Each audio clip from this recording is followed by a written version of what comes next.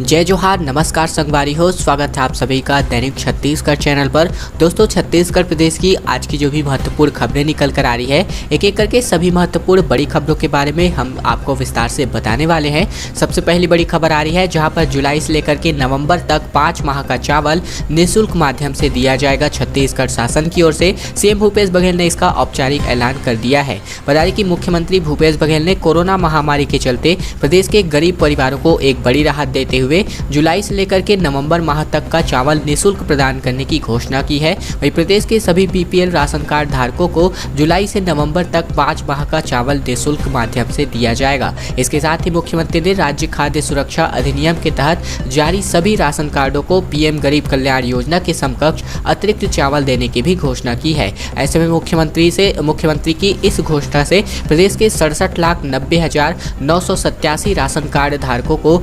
2,51,46,484 सदस्य जो है लाभान्वित होने वाले हैं।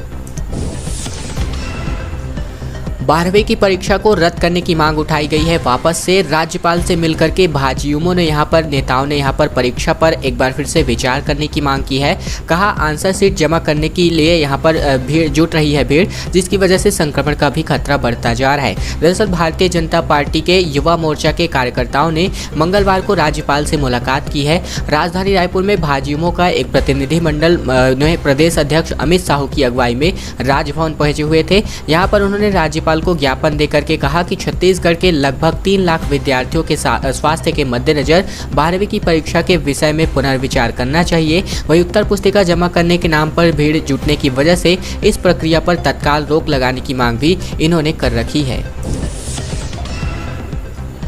छूट के साथ एक बार फिर से 7 दिनों का लॉकडाउन बढ़ाया गया है। गौरेला पेंड्रा मरवाही जिला अब 14 जून तक कंटेनमेंट जोन घोषित हो चुका है। सभी बॉर्डर सील रहेंगी। बार और रेस्टोरेंट में रात 8 बजे तक बैठ करके खा सकते हैं। बता दें कि छत्तीसगढ़ के जीपीएम जिले यानी कि गौरेला पेंड्रा मरवाही जिले में कुछ छूट के साथ एक बार फिर से 7 दिनों का कंप्लीट लॉकडाउन बढ़ा दिया गया है। यह लॉकडाउन अब 14 जून की रात 12 बजे तक रहने वाला है। हालांकि दिन में व्यावसायिक प्रतिष्ठानों को छूट दी गई है। इसके बाद शाम 6 बजे से सुबह 6 बजे तक नाइट कर्फ्यू पहले की तरह ही लागू रहेगी। वही इस संबंध में जिला प्रशासन की ओर से आदेश बाकायदा जारी हो गए हैं। जिला कलेक्टर नम्रता गांधी की ओर से जारी आदेश में कहा गया है कि लॉकडाउन 7 जून की रात 12 बजे खत्म हो रहा था, पर कोरोना संक्रमण के मामलों में अपेक्षाकृत कम कमी देखने को मिल रही है। ऐसे में लोगों की सुरक्षा के कारण एक बार फिर से लॉकडाउन बढ़ाया गया है।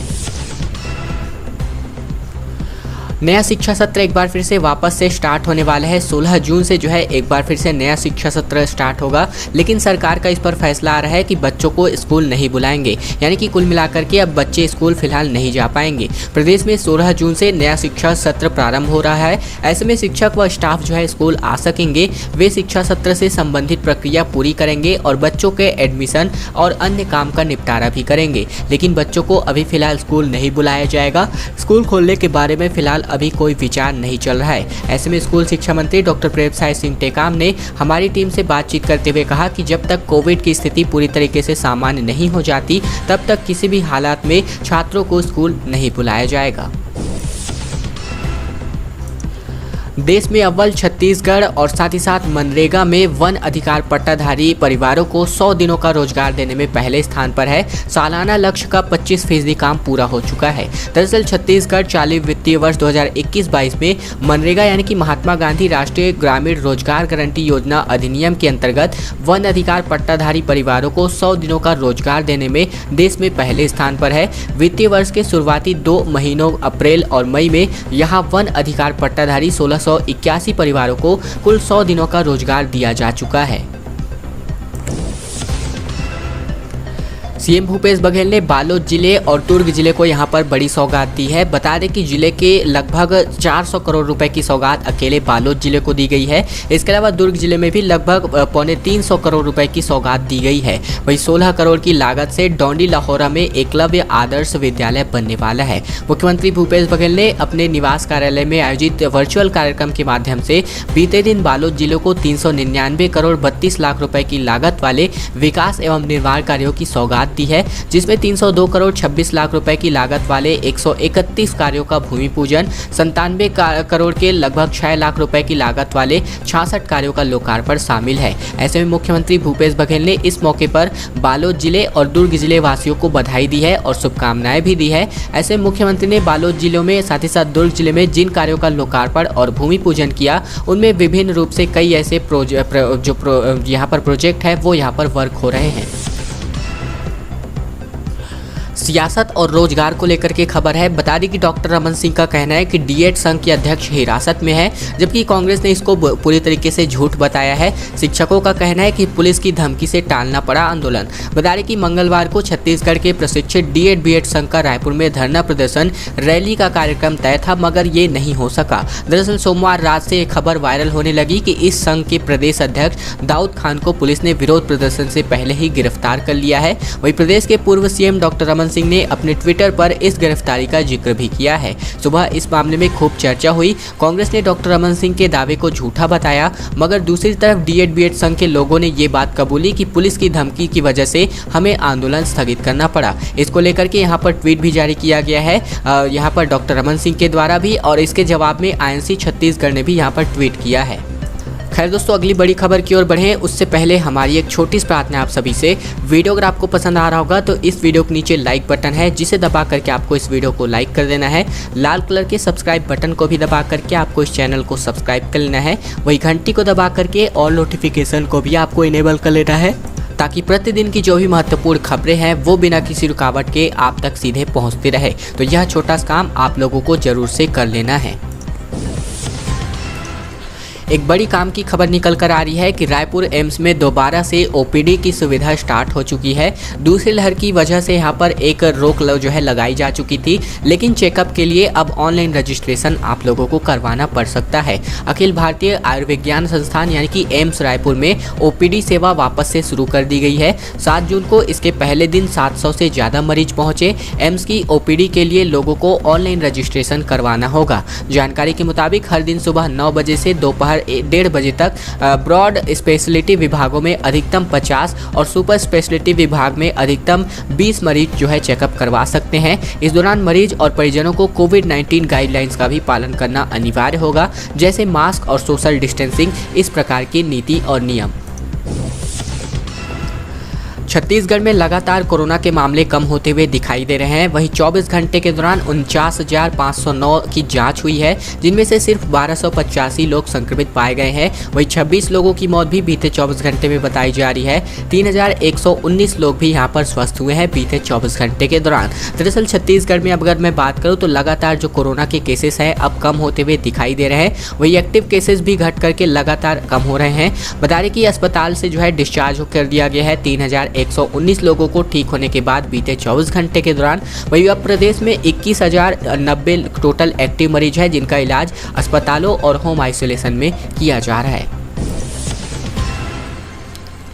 टूल किट विवाद लगातार गहराता जा रहा है। इसको लेकर के पूर्व सीएम डॉक्टर रमन सिंह और बीजेपी के राष्ट्रीय प्रवक्ता संबित पात्रा बिलासपुर हाईकोर्ट पहुंचे। याचिका दायर करके एफआईआर खत्म करने की मांग की गई है। बताया कि टूल किट विवाद में छत्तीसगढ़ के पूर्व मुख्यमंत्री डॉक्टर रमन सिंह और भाजपा के राष्ट्रीय प्रवक्ता संबित पात्रा हाईकोर्ट की शरण में पहुंच गए हैं। उन्होंने याचिका दायर करके उनके खिलाफ एफआईआर दर्ज करने की उनके खिलाफ जो दर्ज एफआईआर है इनको खत्म करने की मांग की है। कहा गया है कि उनके खिलाफ कोई भी केसेस नहीं बनते हैं। ऐसे में भाजपा के दोनों नेताओं के खिलाफ रायपुर के सिविल लाइंस थाने में 19 मई को एफआईआर दर्ज कराई गई थी। फिलहाल याचिका पर सुनवाई की तारीख अभी तय नहीं हो पाई है। सीजी टीका का पोर्टल जो है बंद हो गया है, जिसकी वजह से अब टीके की टेंशन जो है बढ़ने वाली है। स्वास्थ्य मंत्री सहदेव का कहना है कि अब केंद्र के कोविन पोर्टल पर ही रजिस्ट्रेशन होगा। पीएम मोदी के फ्री वैक्सीनेशन की पॉलिसी अभी फिलहाल स्पष्ट नहीं हो पाई है।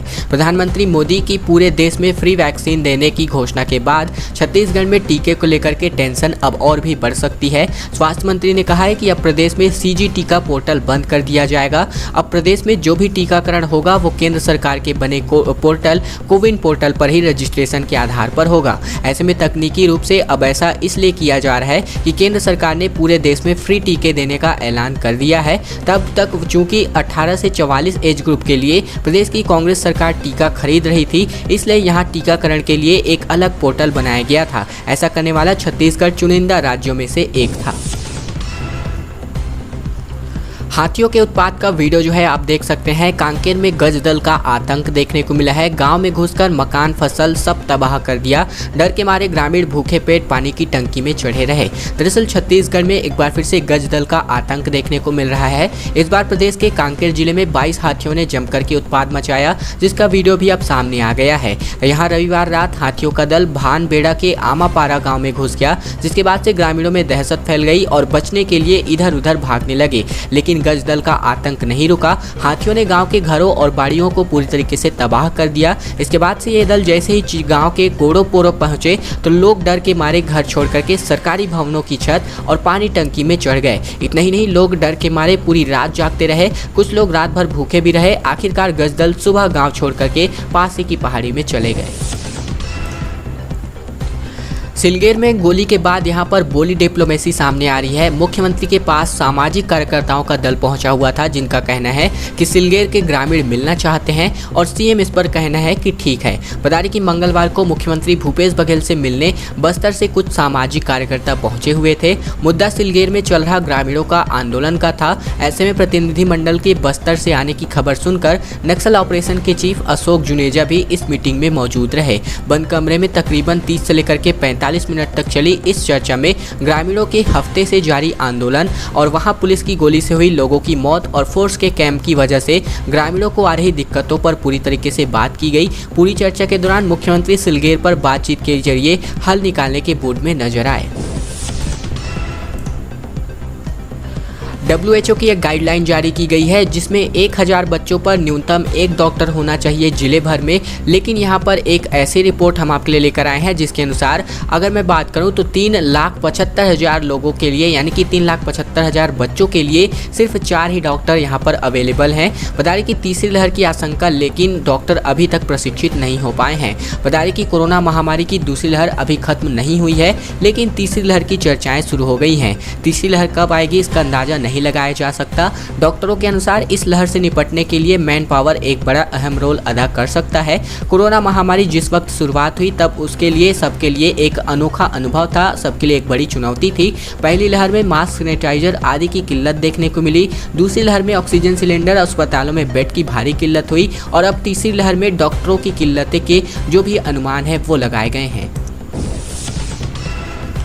नक्सलियों के सरेंडर से एक बड़ा खुलासा किया गया है। सिलगेर आंदोलन में शामिल होने के लिए हार्डकोर नक्सली देवा और जयलाल ग्रामीणों पर दबाव बना रहे थे। ये खबरें आ रही हैं। नहीं जाने पर यहां पर 500 रुपये का डांड या फिर जुर्माना आप बोल सकते हैं लगाया जा रहा था। बस्तर में सिलगेर आंदोलन थमने का नाम नहीं ले पा रहा है। अब तक ग्रामीणों की भीड़ कैंप के विरोध में सिलगेर में डटी हुई है। इस आंदोलन के पीछे नक्सलियों का एक बड़ा हाथ है। सिलगेर में आंदोलन जारी रखने माओवादी लगातार ग्रामीणों पर दबाव बना रहे हैं। कैंप का विरोध करने सिलगेर जाने के लिए माओवादी लीडर ग्रामीणों को परेशान कर रहे हैं। यदि ग्रामीण सिलगेर जाने से मना करते हैं तो नक्सलियों द्वारा 500 रुपये का जुर्माना लेकर ग्रामीणों पर सख्ती बरती जाती है। और इसका खुलासा तब हुआ जब दंतेवाड़ा के पुलिस के सामने कुल सोमवार को यहां पर 4 नक्सलियों ने सरेंडर किया और पुलिस को इस बारे में जानकारी दी। खैर दोस्तों, आज की खबरों का सिलसिला यहीं तक का था। वीडियो अगर आपको पसंद आया होगा तो इस वीडियो के नीचे लाइक बटन है, आपको इस वीडियो को लाइक कर देना है। लाल कलर के सब्सक्राइब बटन को भी दबा करके इस चैनल को आपको सब्सक्राइब कर लेना है। साथ ही साथ घंटी को दबा करके ऑल नोटिफिकेशन को भी आपको इनेबल कर लेना है। और यह काम आपको इसलिए कर लेना है ताकि हम जो भी प्रतिदिन वीडियो अपलोड करते हैं महत्वपूर्ण खबरों के बारे में, वो बिना किसी रुकावट के आप तक सीधे पहुंचती रहेंगी।